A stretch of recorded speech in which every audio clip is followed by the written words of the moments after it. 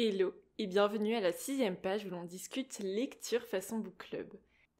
C'est un épisode assez spécial pour moi puisqu'il y a quelques jours, le 6 septembre, j'ai fêté mes 25 ans. Et à cette occasion, j'ai voulu revenir avec cet épisode sur 25 livres qui ont marqué ma vie d'enfant, d'ado et de jeune adulte.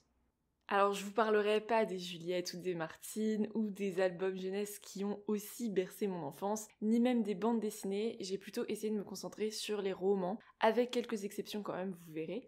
Je vous reparlerai pas nécessairement non plus du rapport que j'entretiens avec la lecture, à moins que ce soit utile pour vous présenter un des livres, mais j'ai déjà un épisode qui est disponible sur le genre de lectrice que je suis, et je parlais déjà de tout ça dedans, et vous pourrez le retrouver en description de l'épisode. J'ai aussi possiblement oublié des romans que j'ai lus enfant, parce que j'ai dû me fier à ma mémoire qui n'est pas toujours très efficace, et aussi à mon compte Babelio qui est pour le coup beaucoup plus fiable, qui accompagne mes lectures depuis que j'ai 13 ans, grâce à une prof de français que j'ai eue au collège. Et d'ailleurs, en parlant de lectures de collège, elles sont quasi inexistantes ici, car j'avoue ne pas trop les avoir lues. J'aimais pas trop qu'on m'impose des lectures, donc bon, ça explique pourquoi elles ne sont pas très présentes ici. Alors j'aimerais vous dire aussi que je vais vous parler d'Harry Potter, mais je ne les ai pas lus. Mais Harry Potter a quand même bel et bien bercé une partie de mon enfance et de mon adolescence, mais c'était avec les films, de même que pour Twilight, dont j'étais très très fan, même si j'avoue que j'ai pas trop kiffé les romans.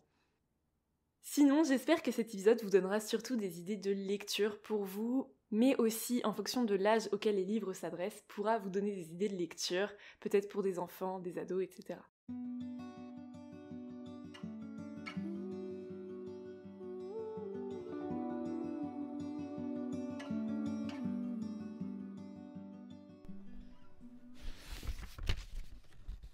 J'ai essayé de vous mettre les romans par date de lecture, mais il est possible que certains ne soient pas dans l'ordre exact dans lequel je les ai lus. Mais je pense pas me tromper en tout cas en vous disant que la saga La Cabane Magique, écrite par Mary Poppins Osborne, fait partie des premiers romans que j'ai lus et relus étant enfant. Et vraiment, mais c'est une saga d'aventure parfaite pour les enfants, j'ai adoré les lire. Il y en a une énorme saga puisque moi je me rappelle je devais avoir le 1, puis après je devais avoir genre le 36, 37, enfin ça n'avait pas vraiment de sens, mais j'avais une amie d'enfance qui avait beaucoup de tomes de la saga, donc je lui empruntais, puis sinon j'allais à la bibliothèque. On y suit Tom et Léa qui ont respectivement je crois 9 et 7 ans si je me trompe pas. Et un jour, en se baladant dans le bois à côté de chez eux, ils découvrent une cabane dans un arbre. Ils décident d'y grimper et là, ils découvrent une bibliothèque avec plein de livres. Et lorsqu'ils vont prononcer certaines paroles en ouvrant un des livres, ils vont être transportés à travers cette cabane dans le temps et l'espace pour se retrouver à l'époque des dinosaures. Parce que le livre qu'ils ont ouvert parlait bien des dinosaures. Et donc là va commencer une aventure pour essayer de survivre dans ce nouveau terrain hostile, mais en même temps c'est plein de découvertes et d'émerveillements. Mais en même temps il va bien falloir que ces deux enfants rentrent chez eux à un moment ou à un autre. Ils vont devoir trouver un moyen de regagner leur maison, leur monde, leur époque. Et donc dans chaque tome de la saga, on va suivre ce frère et cette sœur qui vont se transporter dans différentes époques, différents univers. Et franchement, mais c'est une saga d'aventure géniale pour les enfants. Alors je vous conseille quand même de les lire dans l'ordre parce que surtout dans les premiers tomes de la saga, on va découvrir petit à petit des indices qui sont laissés dans la cabane et dans les différents mondes sur qui possède cette cabane, pourquoi est-ce qu'elle est magique, pourquoi elle transporte comme ça dans différentes époques. Et c'est vraiment chouette pour les enfants d'essayer de comprendre, d'assembler les lettres pour savoir quel mot ça va former. Enfin, c'est vraiment cool. Et puis pour avoir relu le tome 1 cette année, donc en lecture à des enfants quand je travaillais dans une école, mais franchement, ils ont juste adoré. C'est hyper cool pour eux d'entendre ça ou de le lire en fonction de l'âge qu'ils ont, parce que c'est quand même très accessible en lecture aussi. Dès que les enfants commencent à lire, ils vont pouvoir petit à petit s'y mettre. Il y a quelques illustrations aussi qui accompagnent certaines pages. Mais ce qui est génial, c'est surtout que ça va les suivre pendant des semaines et des semaines, puisque c'est ça, on a tout le temps de nouvelles aventures, de nouveaux indices, Tu découvres aussi plein de parties de l'histoire du monde, d'époques différentes, de costumes, enfin c'est vraiment chouette en fait à lire avec des enfants. Et à offrir aussi. En plus, je pense que maintenant, ça doit se trouver super facilement, je pense, sur Vinted ou Le Bon Coin, enfin bref, d'occasion. Mais je suis sûre que je suis pas du tout la seule à les avoir lus quand j'étais enfant, donc vraiment, n'hésitez pas à me dire si vous aussi vous les lisiez. Mais ouais, moi j'ai vraiment, ça a vraiment bercé mon enfance, j'aimais trop les lire. Dès que j'en avais un nouveau, mais j'étais trop contente vraiment. Et puis ouais, c'est ça, je le relisais, je le relisais. Et aussi, La Cabane Magique, c'est un des livres que je partageais pas mal avec mon frère. On en avait chacun quelques tomes et donc on se les échangeait et tout ça, c'était vraiment très cool aussi. Ensuite, un des livres qui a marqué mon enfance, mais aussi mon adolescence, vie de pré-jeune adulte, c'est Céleste ma planète de Timothée de Fontbelle. Et donc c'est ma maman qui nous l'avait offert avec mon frère quand on était petits, qui nous le lisait. Et déjà c'est une éco-fiction magnifique, enfin vraiment c'est une très belle histoire qui parle d'environnement, totalement adaptée aux enfants. Et en plus ma mère a fait un projet inspiré de ce livre-là des années après, donc j'étais déjà au lycée. Et j'avais aussi fait partie de ce projet, enfin je l'avais un peu assisté sur certaines tâches, tout ça, puisque ma mère est artiste. Et elle avait donc fait un projet engagé qui s'inspirait librement de ce roman. C'était vraiment très très cool. Et donc ça explique pourquoi ça m'a quand même pas mal marqué. Alors j'aurais voulu vous parler aussi de certains bibliothèques roses, bibliothèques vertes que j'ai pas mal saigné quand j'étais enfant, mais j'avoue que je me rappelle plus forcément des titres. Je sais que j'ai lu les Clubs des 5, les Polis, puis plein d'autres, mais je me rappelle plus spécifiquement. Par contre, il y a une chose dont je me rappelle, et qui n'a rien à voir avec la bibliothèque rose ou verte, mais c'est les Jennifer apprentis vétérinaires. Alors, comme beaucoup d'enfants, je voulais être vétérinaire à l'époque, donc je devais, je pense, avoir 7-8 ans. Et ces livres ont vraiment renforcé mon envie. Je me rappelle, j'avais 2 tomes, un sur un petit chien et un sur un faon. Et surtout, après ça, pendant des années, je me suis dit que la voiture de mes rêves, c'était vraiment un gros pick-up où je pourrais mettre des animaux blessés à l'arrière et tout. Alors aujourd'hui, je rêve plus vraiment d'un pick-up parce que si vous écoutez un petit peu le podcast et les épisodes Écosys, vous savez que j'essaye quand même de faire ce que je peux pour éviter de polluer un max. Mais écoutez, à l'époque, c'était vraiment un de mes rêves dans la vie d'avoir un gros pick-up. Alors aujourd'hui, j'ai toujours pas de pick-up et je ne suis pas non plus vétérinaire, mais à l'époque, en tout cas, ça m'avait bien marqué.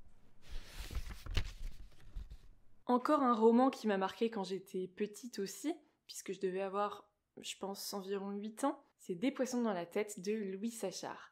On y suit une petite fille, Angéline, qui a 8 ans, et qui est très en avance sur ses camarades de classe. Et donc Angéline, elle a un papa qui est éboueur et dont elle est très fière, elle vit avec lui. Et d'ailleurs, elle est aussi très fière d'avoir le rôle de responsable des poubelles dans sa classe. Mais les autres enfants se moquent beaucoup d'elle parce que déjà elle est plus jeune, qu'elle est peut-être un peu trop intelligente, et aussi qu'elle a cette passion qu'ils comprennent pas du tout pour le recyclage et pour les déchets. Enfin, elle comprend pas du tout en quoi elle devrait avoir honte du métier de son papa, mais les autres, voilà, se moquent d'elle à cause de ça aussi.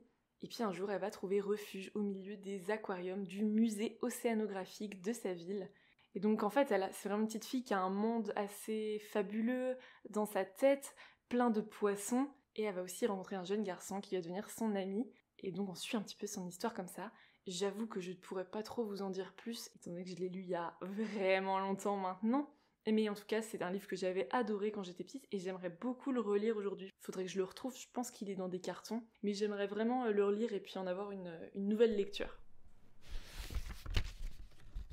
Alors pour le livre suivant, et je sais que je vais redire cette même phrase pour encore celui qui va arriver après, mais ça a été un petit peu mon Harry Potter de l'enfance. Il s'agit de L'école des chats de Kim Jin-Keyong, qui est donc un auteur coréen, et donc je vais essayer de me rappeler un petit peu de quoi ça peut bien parler. Il s'agit d'une saga de 5 tomes, alors moi je me rappelle j'avais ça en 2 intégrales, où on suit un peu la deuxième vie des chats, c'est-à-dire qu'est-ce qu'ils font quand le soir ils quittent la maison et qu'ils vont se balader dans les ruelles, et surtout qu'est-ce qu'ils font une fois qu'ils disparaissent, parce que je pense me souvenir que c'est un peu quand dans la famille on perd un chat, que du coup commence sa deuxième vie à lui, et qu'en fait c'est juste qu'il est à ce moment-là admis à l'école des chats. Et donc c'était vraiment une histoire d'un trio. Donc on a Brindosier qui est un petit peu le héros principal, Mandragore un autre grand matou, et Cristal, une petite minette aussi. Alors écoutez, je ne sais pas du tout si c'est inspiré d'Harry Potter, mais moi je sais que ça me faisait vraiment cet effet-là, du petit trio d'élèves dans une école de magie avec plein de chats, j'avais adoré. Et je sais que maintenant il y a le manoir de Castle Cats qui est sorti, et c'est un peu cette idée-là aussi, alors j'ai trop hâte de le lire et de voir si ça me fait remonter des souvenirs et tout, mais ça pourrait être très très cool.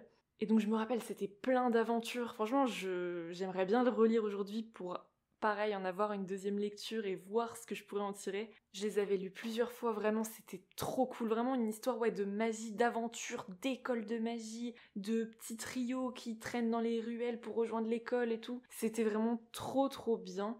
C'est un livre qui est totalement accessible pour les enfants. Moi j'avais adoré et je devais avoir peut-être, je sais pas, 9-10 ans peut-être, quelque chose comme ça.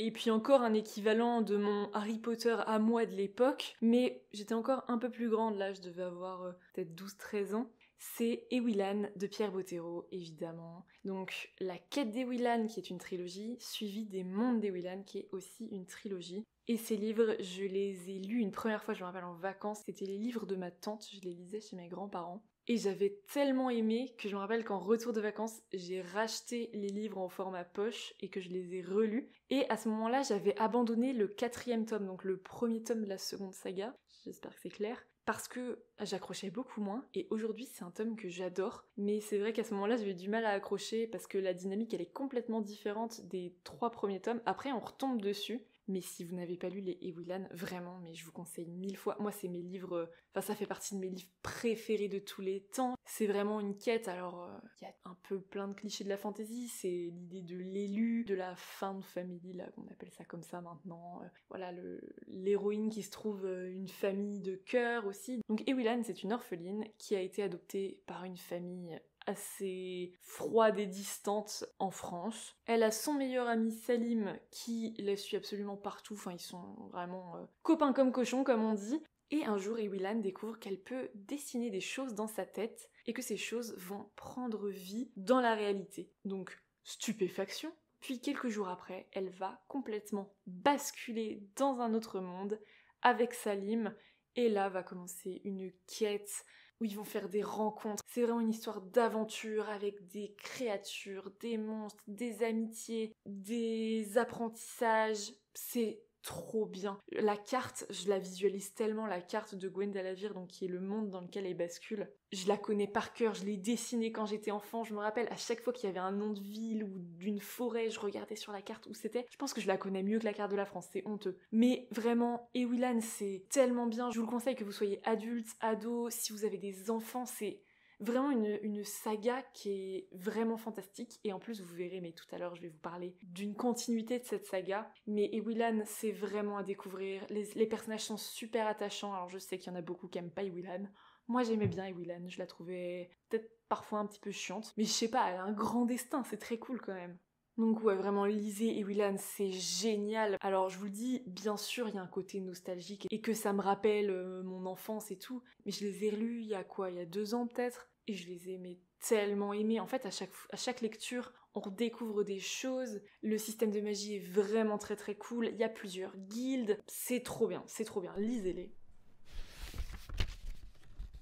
Et maintenant, je vais vous parler de Promise d'Aïkondi, qui est le premier tome d'une saga, donc d'une trilogie. Donc en fait, je vais vous parler de la trilogie dans son ensemble parce que je me rappelle plus, je les avais enchaînés, je me rappelle. Franchement, je sais pas ce que ça vaut. Ça se trouve, c'est complètement nul, j'en sais rien du tout. Mais à l'époque, je pense que j'ai ressenti ce que certains ont ressenti quand ils ont lu Hunger Games la première fois, que je n'ai également pas lu. C'était une histoire dystopique, fallait prendre une pilule rouge, une pilule bleue, ça faisait oublier des trucs et tout. Franchement, je sais plus. T'étais promis à un garçon, la société, elle avait l'air parfaite. Je crois qu'il restait que 100 exemplaires de chaque art, donc il devait rester 100 peintures admise par la société, 100 poèmes, 100 livres que les gens pouvaient lire, mais l'héroïne découvrait d'autres poèmes, d'autres choses qui étaient complètement interdites, il y avait une sorte de rébellion. Franchement, ça se trouve, c'était super cool. Enfin, moi, en tout cas, j'avais adoré à l'époque. Maintenant, aujourd'hui, en tant qu'adulte, je sais pas si j'aimerais à nouveau, mais vraiment, voilà, pourquoi pas. Je les retenterai peut-être un jour aussi de les relire. Je sais que je les avais relus, mais pareil, j'étais encore ado, donc je ne saurais pas trop dire ce que ça donne maintenant. Et donc il y avait des milices, il y avait sa famille qui oubliait des choses, mais elle prenait pas les petites pilules. Je me demande d'ailleurs s'il se nourrissait pas avec des petites pilules aussi. Je sais plus. Mais ouais, vraiment, j'avais adoré à l'époque, donc ça m'a bien marqué aussi. Et puis là, j'ai mis un titre, mais j'aurais pu en mettre un autre. J'ai mis Terrienne de Jean-Claude Monleva, parce que ça m'a fait découvrir Jean-Claude Monleva, qui est aussi un auteur que j'adore. Mais j'aurais pu mettre Desolation Road, que j'ai lu à peu près en même temps. Et ils m'ont marqué parce que ça a été une année où j'ai fait le prix ado. Donc je crois que c'était organisé soit en Bretagne, soit dans l'Académie de Rennes, je sais plus. Mais il y avait un prix ado qui était organisé chaque année, et donc mon collège en faisait partie. On avait en tout cas au CDI les livres mis à disposition. Et c'est comme ça que j'ai découvert pas mal de livres. Donc c'était en année 2012-2013. Et je sais pas, Terrienne, c'est pas un livre qui a été un giga coup de cœur. Je l'ai relu l'année dernière, je crois. Et j'ai vraiment bien aimé, même s'il m'a pas non plus laissé un souvenir incroyable. Mais vraiment un très chouette livre, puis Jean-Claude Monleva a écrit vraiment très bien. Mais c'était plus pour marquer l'idée du prix ado. En fait, je sais pas, c'est une année où j'ai beaucoup lu avec mes copines à l'époque aussi. Et donc c'était ça qui était trop cool, c'est qu'on se partageait les livres, on se donnait nos impressions et tout, ça c'était vraiment chouette. Et puis un jour, j'ai lu mes premiers livres vraiment d'adultes, donc c'était des Marc Lévy, une duologie, c'était le premier jour et la première nuit, je les avais adorés, et c'était l'histoire d'un astrophysicien et d'une archéologue, et d'ailleurs, suite à ça, j'ai voulu très très fort être astrophysicienne, et tous mes espoirs se sont arrêtés vraiment au lycée, avec mes notes de physique, mais c'est pas grave, c'était pas fait pour moi. Et donc un jour, un étrange objet est retrouvé dans un volcan éteint, et ça va révolutionner tout ce qu'on croit savoir de la naissance du monde. Et vont commencer des études, des recherches donc de ces deux personnes. Alors je sais même plus si c'est vraiment dans un cadre professionnel ou si c'est parce qu'ils se rencontrent, je ne sais plus. Mais en tout cas, on est parti pour une aventure qui va changer clairement le cours de leur vie et même de plein de connaissances qu'on a sur le monde. Et j'avais trop aimé, ça fait plein de suspense, en plus il y avait de l'amour. J'adorais les histoires d'amour. Donc vraiment j'étais servie. J'aimerais bien les relire aujourd'hui. C'est vraiment les premiers livres d'adultes que j'ai lus. J'étais encore ado, mais ouais, je sais pas, j'aimerais bien les relire parce qu'aujourd'hui, j'ai lu pas mal de Marc Lévy. Je sais qu'à chaque fois, j'ai bien aimé ma lecture, mais ils se mélangent dans ma tête, je sais plus trop lesquels sont lesquels. Ça me fait un peu le même effet parfois que les Musso aussi, je les ai clairement pas tous lus, hein, tout ça, mais de temps en temps, j'en lisais un, surtout quand j'étais au collège-lycée. Et vraiment, de tous ces livres-là, c'est le premier jour et la première nuit qui m'ont vraiment marqué. Je les ai adorés, donc ouais, j'aimerais vraiment les redécouvrir aujourd'hui. Mais en tout cas, selon mes souvenirs de l'époque, je vous les conseille fortement. Si je vous dis « Aujourd'hui, maman est morte », ou peut-être hier, je ne sais pas, est-ce que ça vous dit quelque chose ? J'aimerais vous dire que j'en ai lu plus, mais franchement, j'en ai pas lu beaucoup plus. C'est un des seuls livres scolaires que j'ai lu, c'est L'étranger d'Albert Camus. Et je ne sais même pas pourquoi je l'ai mis dans cette sélection. Tout ce que je sais, c'est qu'il m'a marqué. Je pense que je l'ai aimé, mais que je l'ai peut-être détesté aussi. Mais déjà, rien que le fait que je l'ai lu en entier, c'est déjà un exploit, donc il mérite rien que pour ça de figurer ici. Peu importe, je me rappelle même pas vraiment... Enfin, l'histoire, si je me rappelle, c'est très très étrange, c'est chelou, c'est... Je sais pas, franchement, le rythme, je me rappelle pas de grand-chose, seulement de quelques bribes dans ma tête. Tout ce que je sais, c'est qu'il m'a marqué, et que j'aimerais aussi beaucoup le relire. Et puis vient maintenant un livre dont je suis vraiment pas fière d'avoir à vous parler. C'est After d'Anatode. Déjà, je lis plus de romances, enfin, si je lis peut-être parfois, je sais pas, 3-4 romances par an, on va dire. C'est à petite dose avec moi, la romance. Mais les romances spicy qui sont entre un bad boy et une meuf un peu première de la classe, ça ne passe plus du tout avec moi là, vraiment. Ça, voilà, j'oublie parce que vraiment je pense qu'aujourd'hui c'est tout ce que je déteste. Mais écoutez, il est dans ce top parce qu'il m'a marqué, oui. Puisque à l'époque, on mettait pas trop les trigger warnings et tout, donc ma mère me l'a offert, j'avais 15 ans, donc bon, ça va, j'étais quand même pas enfant. Mais c'est vrai que dedans, il y avait des petites scènes un petit peu spicy. Et After, je l'ai lu en une nuit. Je me rappelle, je l'ai commencé un soir en me disant ouais, trop cool et tout. Et j'ai fait une nuit blanche parce que vraiment, mais je voulais trop savoir ce qu'allait se passer. c'est malsain à souhait. Les relations, elles sont tout sauf consenties, c'est n'importe quoi, vraiment. Je suis désolée, c'est du cul pour rien. Le mec...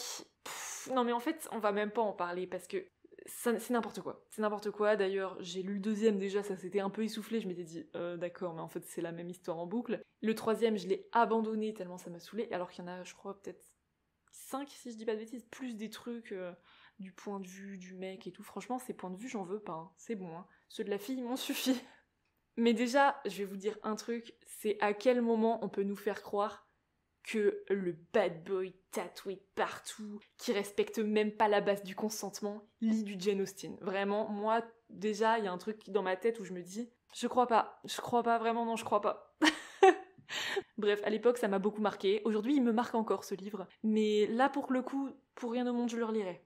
Mais je dois quand même ajouter que grâce à lui, j'ai commencé mon premier compte Insta de lecture. À l'époque, je savais même pas que ça existait, les comptes Insta de lecture. Et il n'a pas du tout duré longtemps, hein. C'était des photos atroces, je mettais juste la couverture, et puis c'était des posts complètement nuls, et je l'ai très vite abandonné, j'ai dû poster 3 trucs, et puis je l'ai abandonné, et c'est des années après que j'ai repris. Et un jour vient le confinement, et là je pense qu'il y a une grosse période de ma vie où j'ai quand même peu lu, hein, parce que je me dis, là on a eu des trucs de mon enfance, mais peu de mon adolescence quand même. Et déjà, pendant le confinement, j'avais déjà 20 ans, donc bon, bref. Mais en tout cas, un jour le confinement arrive, et il faut s'occuper, donc je me suis décidée à lire La vérité sur l'affaire Harry Kéber de Joël Dicker. Et là, mes coups de cœur monumental. Je sais qu'il y a des gens qui l'ont détesté ce livre. Moi, j'ai adoré. Je l'adore encore. J'adore aussi la série, je la trouve très bien faite. C'est avec le mec qui joue dans Grey's Anatomy. Comment il s'appelle? Patrick quelque chose. Ben, c'est Derek dans Grey's Anatomy. Et donc, la vérité sur l'affaire Harry Kéber, c'est une affaire judiciaire d'une ancienne enquête qui a été réouverte, puisque quelques décennies auparavant, une jeune fille a disparu et elle n'a jamais été retrouvée. Jusqu'à ce que des travaux dans la petite ville où ça s'est passé fassent ressortir des ossements. Et c'est là qu'une nouvelle enquête va commencer. Harry Kéber va être enfermé puisqu'elle est retrouvée sur sa propriété et qu'il semble y avoir quelques petites choses qui lie cet homme à cette jeune fille. Et c'est donc Nola qui avait disparu, elle n'avait que 15 ans. Et donc nous on suit surtout Marcus Goldman, qui est très ami avec Harry Kéber, qui a été un petit peu son mentor. Marcus Goldman vient de sortir son premier roman, qui a été un franc succès, comme d'ailleurs Harry Kéber avait sorti des années plus tôt un premier roman qui avait marché du feu de Dieu. Et Marcus Goldman va essayer d'enquêter sur cette affaire, donc en se mêlant un petit peu aux histoires de la police, parce qu'il veut comprendre ce qui s'est passé, il peut pas croire que son ami ait fait quelque chose d'aussi atroce, mais en même temps, tout semble se diriger vers lui. Et donc il va tirer un petit peu des ficelles, et puis il écrit en parallèle son second roman, mais il a du mal à l'écrire, et donc ça va être un petit peu l'occasion aussi, soit de se changer les idées, soit de trouver de l'inspiration. Mais moi, franchement, je vous recommande vraiment Harry Kéber. Alors, des fois, on pourrait trouver ça peut-être un peu tiré par les cheveux. Moi, j'ai trouvé qu'il y avait des livres qui étaient bien plus tirés par les cheveux d'autres livres de Joël Dicker. Celui-là, franchement, moi, je trouve que tout se tient. On découvre des trucs, mais incroyables au dernier moment. Tout se met en place. Non, c'est génial. Franchement, lisez-le, c'est vraiment trop bien. Et je vous conseille aussi de lire après le livre des Baltimore du même auteur, qui est un peu une sorte de préquel... en tout cas, qui va se concentrer sur la vie de Marcus Goldman avec ses cousins, et pareil, c'est génial, j'ai adoré. Et voici un des rares classiques qui apparaissent dans cette sélection, c'est Orgueil et Préjugés de Jane Austen. Il en fallait bien un.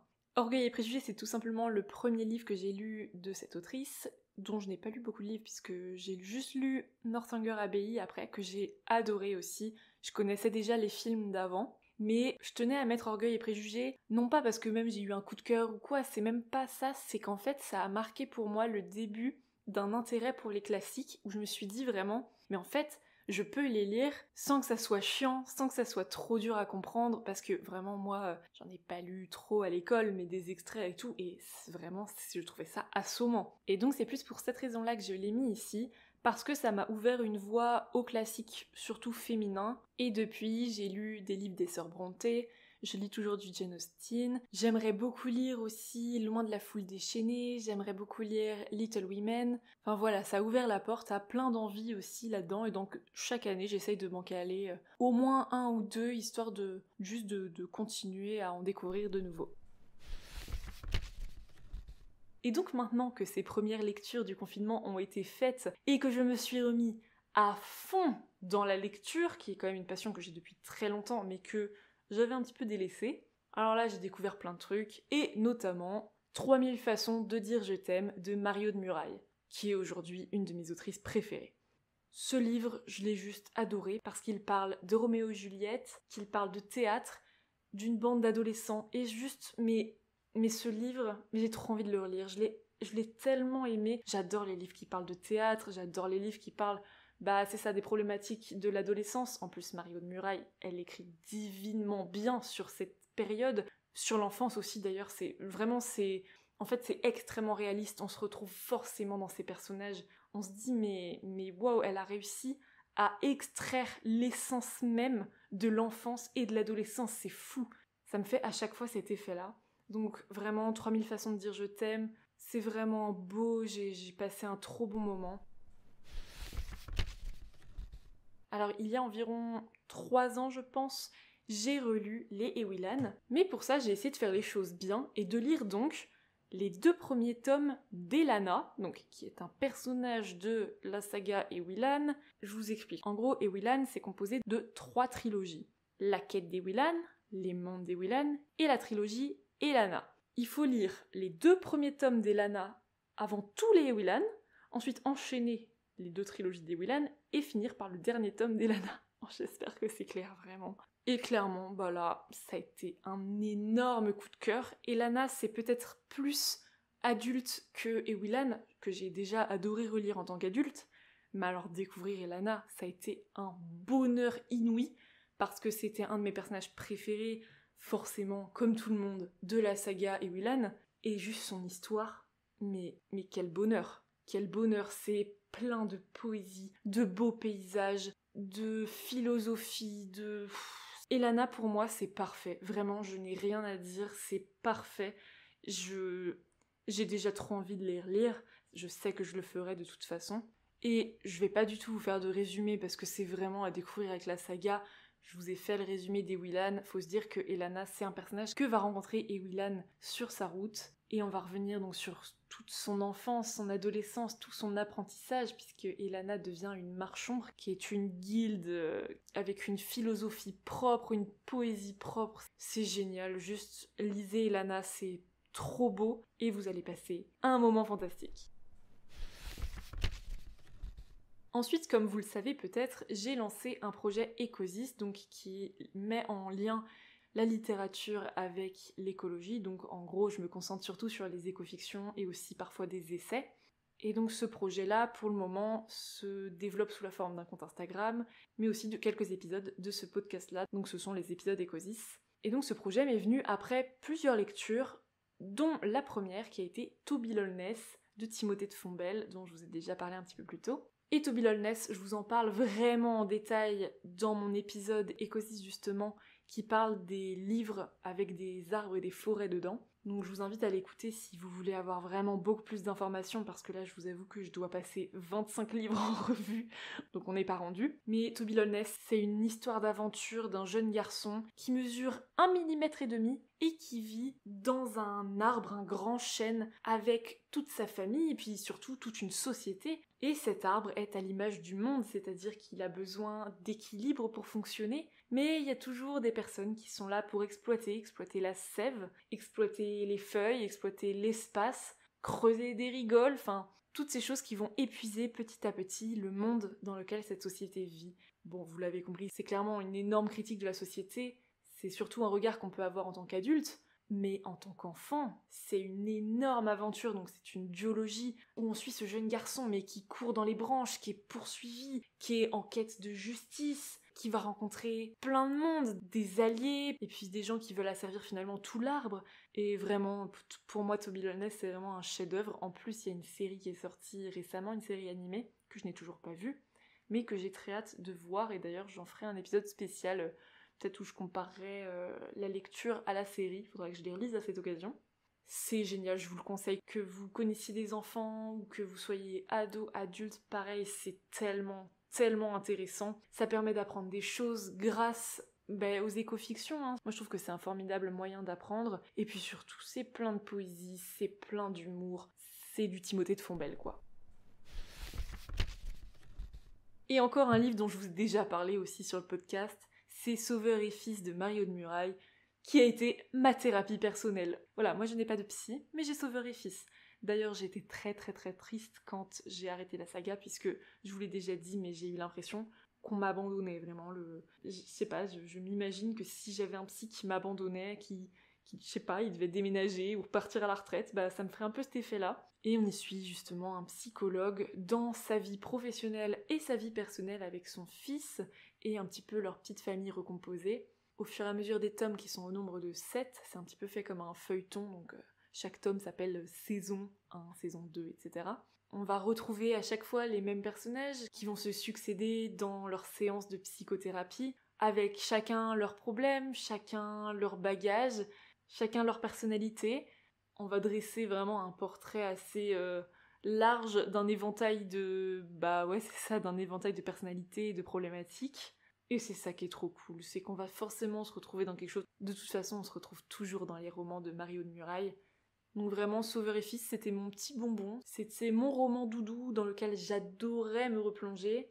Et c'était vraiment les livres qui me faisaient du bien. Et je suis très triste que ça se soit arrêté. Alors cette saga m'a marquée parce que ça a été un énorme coup de cœur aussi, puis que ça mêlait un peu de la passion à la Jane Austen avec de la dark fantasy, que du kiff. C'était Lady Helen d'Alison Goodman, où on suit une jeune fille qui va se retrouver à devoir faire un choix, le choix entre vivre sa vie de façon quand même assez paisible, en tout cas bien entourée de sa famille, dans une société où elle est assez privilégiée, ou embrasser un destin beaucoup plus sombre, mais peut-être un peu plus palpitant quand même. Et puis la question c'est surtout est-ce qu'elle a vraiment le choix, puisque visiblement ce qui se passe dans les ombres de la Régence, ça fait un petit peu froid dans le dos. Puisqu'effectivement, il y a une bonne de la maison qui disparaît, il y a des meurtres sanglants qui sont commis dans la ville, et puis Lady Helen semble être dotée d'étranges pouvoirs, et elle va rencontrer Lord Carson, un homme à la réputation sulfureuse, et va se passer moult péripéties et intrigues. C'est un roman, fantasy, historique, au 19e siècle, avec de la romance, à Londres. Donc est-ce que j'ai besoin de vous en dire plus? Moi je crois pas. Là forcément, vous êtes convaincus.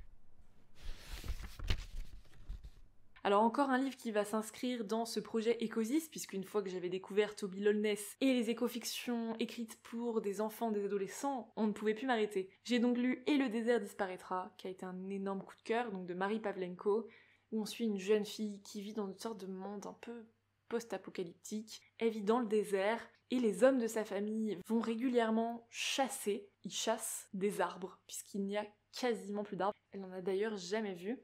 Et ces arbres sont revendus à la ville en échange, je ne sais plus, soit de biens, de nourriture, d'eau ou tout simplement d'argent, je ne me rappelle plus. Mais en tout cas, voilà, ces arbres sont échangés à la ville pour que le peuple qui les chasse puisse subvenir à ses besoins tout simplement.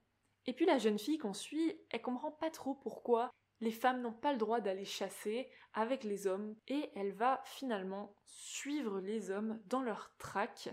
Sauf que le désert est assez inhospitalier et elle va rapidement se perdre et elle va devoir alors survivre. Elle va faire une rencontre qui bouleversera toute sa vie, toutes ses certitudes et qui bouleversera aussi l'ordre établi par sa société. C'est un livre magnifique, une sorte de fable écologique, que d'ailleurs je vous conseille que vous vous intéressiez ou non à l'environnement. Chacun en a ses niveaux de lecture différents, mais vraiment c'est un livre à découvrir, c'est super beau.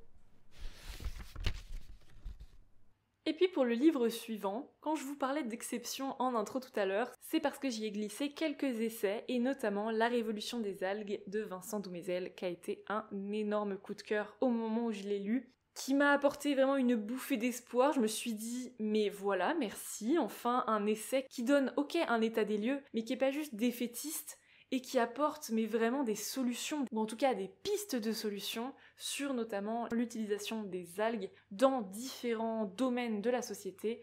que ce soit la santé, l'alimentation, le textile, en remplacement du plastique. Enfin, vraiment, il y aurait plein d'applications possibles des algues, et j'ai vraiment trouvé ça absolument passionnant de voir toutes les voies que ce livre pouvait ouvrir, tout l'espoir que ça pouvait donner, et je trouve que c'est un livre qui est d'utilité publique, parce qu'il y a plein de gens qui se laissent un petit peu engluer dans cette forme de, même pas de désespoir, mais juste dans cette forme d'acceptation de la situation. Mais non, il y a des solutions à trouver, il y a des choses qu'on peut faire, et une des premières choses, c'est de revoir peut-être les modèles sur lesquels on s'appuie, et d'ouvrir le champ à de nouvelles expériences, mais qu'elles soient tout simplement gustatives ou en termes de matière. Enfin, vraiment, il y a plein de choses à faire. Et donc, La Révolution des algues, c'est vraiment un livre que je vous conseille, dont je vous reparlerai à coup sûr aussi, dont je vous ai déjà parlé d'ailleurs dans le podcast, qui est hyper accessible, qui est super facile à lire.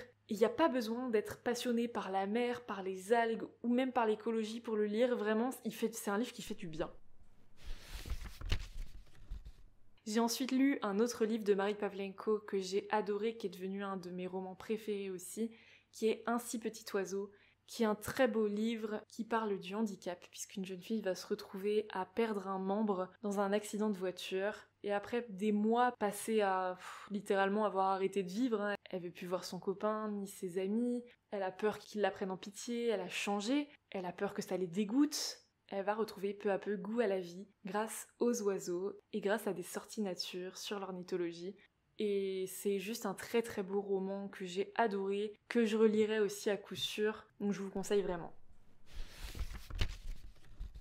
Et puis cette année, j'ai aussi lu Là où chantent les écrevisses de Delia Owens, qui est devenu un roman qui m'est aujourd'hui très cher, puisque j'ai adoré découvrir l'histoire de cette jeune fille, Kaya, qui est une héroïne extrêmement attachante, qui peut être très douce sur certains aspects, très dure aussi, ce qui s'explique par la vie qu'elle a pu mener, puisqu'enfant, elle a été peu à peu abandonnée par toute sa famille, aux mains d'un père qui était violent avec sa mère. C'est donc celle-ci qui va la quitter en premier, puis ses frères et ses sœurs.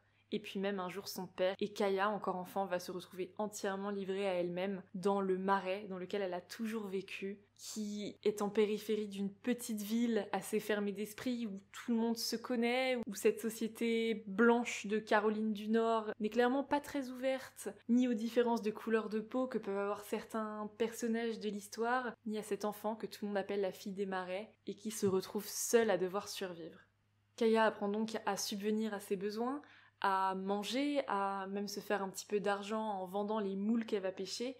Et surtout, elle va découvrir toute la nature qui l'entoure. Elle va apprendre à connaître par cœur les plantes, les oiseaux, à tout dessiner, récolter les plumes. Et d'ailleurs, toute cette nature a une place absolument prédominante dans l'histoire. C'est d'ailleurs un livre qui s'inscrit dans le courant du nature writing, de la littérature américaine plutôt. Et aussi, Delia Owens, qui est l'autrice, est également zoologiste. Et ça se ressent dans toutes les relations qui sont faites entre la vie de Kaya, les animaux, ce qu'elle observe, c'est juste sublime comment c'est fait. Et donc en parallèle de suivre qui apprend petit à petit à grandir seule, on va aussi suivre une enquête des années après, dans laquelle Kaya est la principale suspecte, puisque le corps d'un jeune homme extrêmement apprécié par toute cette communauté a été retrouvé dans le Marais. La jeune fille semblait avoir des liens avec lui, et on suit comme ça les éléments de la vie de Kaya qui s'entremêlent à l'enquête actuelle. Et mais c'est magnifique, les liens qui sont faits avec la nature, l'enquête, la personnalité de l'héroïne qui est toujours extrêmement ouverte, qui ne demande qu'à être aimée et à être appréciée des autres, mais qui ne sait pas comment faire. C'est un roman dont on a entendu beaucoup parler pendant des années, que je n'avais toujours pas lu, et je suis trop contente de l'avoir découvert, puisque maintenant je le recommande vraiment facilement. J'ai juste adoré cette lecture, et elle m'a beaucoup marquée. J'ai vu le film juste après d'ailleurs. Et ça me permet d'enchaîner sur un livre qui a eu un peu la même histoire avec moi, dans le sens où je l'ai aussi découvert cette année, et j'ai aussi enchaîné sur le film juste après, mais qui m'a marqué totalement d'une autre façon. Il s'agit de Dans la forêt de Jean Egland. Et alors là, ce livre, ça a été une énorme claque qui m'a complètement retournée. Il a remis en question plein de choses de ma vie, de mon avenir, enfin vraiment, ce livre m'a marqué à vie, j'y repense extrêmement souvent, bien plus que tous les autres livres dont je vous ai parlé avant qui m'ont pourtant aussi beaucoup marqué, mais celui-là, il guide aujourd'hui quand même beaucoup de choix que je fais, puisque pour moi aujourd'hui c'est un classique, ça devrait être un classique, un nouveau classique. C'est l'histoire de deux sœurs dans une époque assez nébuleuse. On ne sait pas exactement où elles vivent, on sait que c'est aux États-Unis, mais on ne sait pas vraiment à quelle époque elles vivent. Il y a de la technologie dans le sens où elles ont leur ordi, voilà, tout ça. Mais c'est pas vraiment ancré dans une époque à part ça, puisque ça a été écrit d'ailleurs dans les années 80-90, je crois que ça a été assez long la période d'écriture. Le livre est sorti en 97 si je dis pas de bêtises, et il a été réédité et sorti dans la collection Totem des éditions Galemaster, qui est une superbe collection au passage. Et franchement, ce livre, quand je l'ai lu, je connaissais pas du tout le contexte ni la période dans laquelle il avait été écrit. J'ai pensé qu'il avait été écrit post-confinement parce que vraiment, ça m'a rappelé des choses qu'on a vécues, des choses fortes qu'on a vécues pendant le confinement. C'est petit à petit la privation, le fait de plus sortir, aussi tout ce qui va être méfiance vis-à-vis des autres. Il y a eu énormément de gens qui se sont méfiés des autres pendant cette période étrange. Et puis surtout, cette capacité qu'on a eue à s'adapter à tout ça. En fait, c'est assez impressionnant, mais on s'adapte à tout. Et donc dans ce livre, Dans la forêt, on a ces deux sœurs dans une époque pas définie. On n'a aucun contexte. On sait que la société arrête petit à petit de tourner. Il n'y a plus trop d'électricité, petit à petit il y a de plus en plus de coupures, jusqu'à ce que les coupures soient plus fréquentes que les moments où on a de l'électricité, jusqu'à ce qu'il n'y ait plus rien. Il n'y a plus d'essence, les magasins ne sont plus rationnés, mais on ne sait pas, est-ce que c'est des maladies, est-ce qu'il y a une guerre, est-ce que c'est l'apocalypse? On ne sait rien, il n'y a pas de contexte. Ça pourrait être dans tellement d'époques, c'est ça la force de ce livre, c'est qu'il est facilement transposable à plein d'époques et de lieux différents, et c'est vraiment assez magistral. Et ces deux sœurs qui vont apprendre à survivre dans cette maison en lisière de forêt. La première ville se trouve à 50 km, et elles vont apprendre à vivre ensemble dans un contexte très particulier, mais surtout à devoir tout réapprendre. Parce qu'elles sont loin d'être bêtes, mais que pourtant elles se rendent très vite compte qu'elles ne savent rien d'important. Elles savent pas faire pousser une graine, elles ne savent pas faire des conserves. En fait, tout simplement, elles n'ont jamais appris à se nourrir elles-mêmes, à se soigner elles-mêmes. Et ce livre est rythmé par différentes choses, déjà par les coupures de courant, il va être rythmé aussi par le métronome, puisqu'une des deux sœurs danse sans musique, puisque pas d'électricité, elle danse au son d'un métronome, donc on a l'impression d'avoir un tic-tac en permanence dans la tête. Elles ne savent absolument pas comment se nourrir de la forêt qui les abrite, qu'elles ne connaissent finalement pas du tout. Elles n'ont aucune idée de ce qu'elles pourraient bien infuser pour se faire du thé, ce qui fait qu'elles essayent d'économiser au maximum les sachets de thé qu'elles ont. Donc elles se mettent juste une pincée de thé dans une tasse d'eau chaude. Un sachet à deux leur dure une semaine. Et donc on a ce récit qui est rythmé par ces sachets de thé. Et puis elles finissent par ne boire plus que de l'eau chaude. Jusqu'à ce qu'elles retrouvent un équilibre, qu'elles arrivent à inverser la tendance et à apprendre ces choses par elles-mêmes, à arrêter de se laisser porter. Parce que finalement elles ont été portées par leurs parents toute leur vie. C'est un livre qui est très dur. Et d'ailleurs, si vous voulez savoir un petit peu de quoi il s'agit avant de le commencer, n'hésitez pas à m'écrire un message, je vous dirai un petit peu à quoi vous attendre. Il y a même une scène en particulier, alors que j'étais en train de me dire ce roman va être un coup de cœur monumental, j'ai lu une phrase et je me suis dit je fais quoi? Je l'abandonne? Vraiment une scène qui m'a tellement choquée que aujourd'hui j'ai appris à comprendre et tout, même si j'ai encore énormément de mal. Mais ouais, c'est vraiment pas un roman facile, c'est un roman de reconstruction totale, mais c'est magistral, vraiment, faut le lire. Pour moi, ils remettent tellement de choses en question de nos vies, mais d'une extrêmement bonne façon. Moi aujourd'hui, je me dis, mais j'ai été à l'école toute ma vie, j'ai fait 5 ans d'études et je sais rien en fait. Mais je sais à peine, moi je sais faire les courses. Mais j'ai jamais vraiment fait pousser mes légumes, je sais pas me nourrir, je connais pas les plantes, je connais pas ce qui est comestible, ce qui ne l'est pas, enfin... Ça m'a vraiment donné envie en fait d'apprendre plein de choses sur le monde, et donc aujourd'hui j'essaye vraiment d'apprendre tout ça. Et donc comme je vous le disais un peu plus tôt, il y a aussi un film que vraiment je vous conseille pas du tout. Il est bien joué, j'aime beaucoup les acteurs et actrices qui ont été choisis, mais il exploite pas du tout l'essence même du livre. Déjà il est beaucoup trop ancré dans une époque, c'est limite futuriste, mais ça a aucun sens. Non vraiment le film, je vous dirais plutôt regardez-le après avoir lu le livre, puisque ça rappellera des choses et voilà, mais sinon le film seul, franchement il vaut pas grand chose pour moi. Et je vous conseille d'ailleurs, une fois que vous l'aurez lu, d'écouter le podcast qu'ont fait les filles d'Adapte-moi si tu peux. C'est un super podcast qui compare les adaptations en film ou en série à leur livre d'origine. Et vraiment, cet épisode, je l'ai adoré. C'était un assez long épisode, mais j'adore revenir comme ça sur les livres que j'ai aimés. Et on est déjà à l'avant-dernier livre, enfin déjà, moi ça fait vraiment très longtemps que j'ai commencé à enregistrer. C'est un livre que j'ai lu assez récemment, c'est Les coquillages ne s'ouvrent qu'en été de Clara Hérault, qui a été pas facile à lire, je vous le cache pas, parce que il parle de la vie de jeune adulte, et qu'il a fait ressortir des trucs que j'avais pas forcément envie de faire ressortir en fait. Enfin, moi je me suis vraiment retrouvée dans les deux sœurs, surtout dans Phoebe, mais sur certains aspects aussi dans Lena. Donc c'est l'histoire de deux sœurs qui sont complètement différentes, qui vont chaque été dans la même maison de vacances. Mais cet été-là va être un peu particulier parce que ces deux sœurs se sont complètement perdues de vue, elles arrivent plus à communiquer, d'ailleurs elles arrivent plus non plus à communiquer avec leur famille, avec leurs parents, tout est compliqué, c'est beaucoup source de tension dans la famille. Et l'été va un petit peu faire ressortir tout ça, va faire éclater un petit peu les tensions. Et c'est pas facile à lire parce que c'est... En fait, Clara Hérault, c'est à chaque fois ce que je ressens dans ses romans, c'est qu'elle arrive à mettre des mots extrêmement justes sur des sensations, des choses qu'on peut ressentir. Et c'est pas facile à lire du coup. Moi clairement, ça m'a mis un peu mal par moments. Maintenant, c'est une très belle histoire avec ses deux sœurs. Ça reste un roman qui est agréable à lire en été, mais... Ouais, faut un peu s'accrocher quand même, parce qu'il fait ressortir des choses auxquelles on n'a pas forcément envie de repenser, tout simplement. Et on arrive à la dernière lecture de ce top, mais un des derniers livres qui m'a vraiment marqué, c'est l'essai de Mona Chollet, Sorcière, la puissance invaincue des femmes. Il m'a beaucoup parlé pour plusieurs raisons. La première, c'est que je m'intéresse de plus en plus à l'histoire des sorcières, et alors je parle pas nécessairement du côté surnaturel, magie, que j'aime bien aussi, mais vraiment, en fait, plus à l'histoire, parce que c'est en fait avant tout une histoire de femmes, hein, surtout. C'est pas une histoire paranormale, tout ça, c'est vraiment une histoire de femmes et d'oppression. Hein. Et tout ça, Mona Chollet le rappelle vraiment bien dans sa première partie. En fait, elle va vraiment faire des gros rappels historiques. J'ai trouvé ça super intéressant, j'ai appris plein de choses. Et après, elle va vraiment mettre en lien en quoi l'histoire des sorcières va avoir un impact sur le féminisme d'aujourd'hui. Et je vous laisserai le découvrir parce que c'est un livre qui se lit également très bien et que je vous conseille à 100%. Mais il y a un point en particulier qui est très en lien avec cet épisode justement, c'est qu'elle parle du rapport des femmes à l'âge.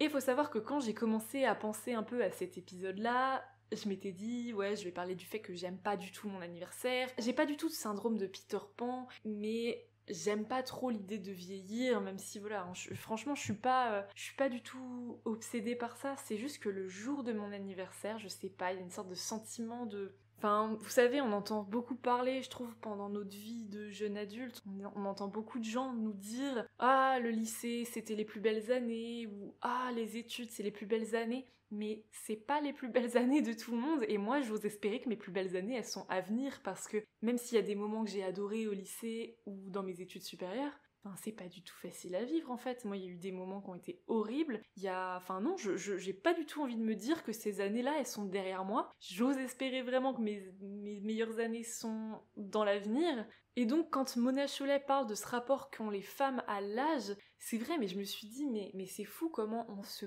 pourrit la vie, nous les femmes, parce que je pense que c'est quand même assez spécifique aux femmes, je dis pas qu'il y a pas d'hommes qui ressentent pas cette envie de pas vieillir ou j'en sais rien, c'est juste que je pense qu'on a quand même une pression toute particulière de par le fait que un homme qui vieillit prend en charme et en expérience, une femme qui vieillit perd de son côté éclatant et va petit à petit vers cette image de la sorcière, et c'est assez vrai et assez effarant. Et nous-mêmes, on entretient ce truc-là en ayant tout le temps peur de vieillir, avec ce sorte de culte des trucs hydratants. Alors je dis pas, il faut hydrater sa peau, c'est important, mais cette peur, mais abominable, des rides, des cheveux blancs, cette traque à la vieillesse en fait. Et ouais, c'est ce truc de une femme qui vieillit perd son éclat, c'est quand même terrible de se dire ça, et ça m'a vraiment interpellée de le lire parce que je m'étais jamais vraiment posé cette question, et vraiment je me suis dit mais oui, mais c'est grave en fait. Ça m'a vraiment marqué en ça aussi ce livre, c'est que je me suis dit mais j'ai plus envie de me prendre la tête avec ça, j'ai pas envie de me pourrir la vie avec ce truc là. Un homme qui sort avec une femme beaucoup plus jeune que lui, ça choque personne. Une femme qui sort avec un homme à peine plus jeune qu'elle, c'est une cougar. Déjà rien que ça, faut quand même se poser des questions, c'est assez particulier, c'est un mot qui n'existe pas pour les hommes. Et donc ouais, c'est quand même un livre qui m'a pas mal révoltée, je l'ai trouvé hyper intéressant. Pareil, hein, je vous le conseille vraiment. Depuis d'ailleurs, j'ai eu envie de lire plein de livres avec des histoires de sorcières. Alors des lectures paranormales, mais aussi des lectures peut-être plus historiques.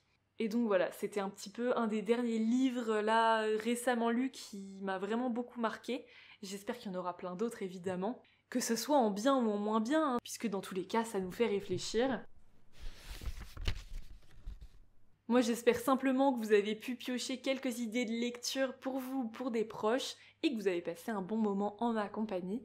N'hésitez pas à me dire en commentaire ou bien sur Instagram quels sont les principaux livres qui ont marqué votre vie à vous. Je serais vraiment super curieuse de les découvrir et de voir si on en a en commun. Merci pour votre écoute et à très vite pour un nouveau chapitre.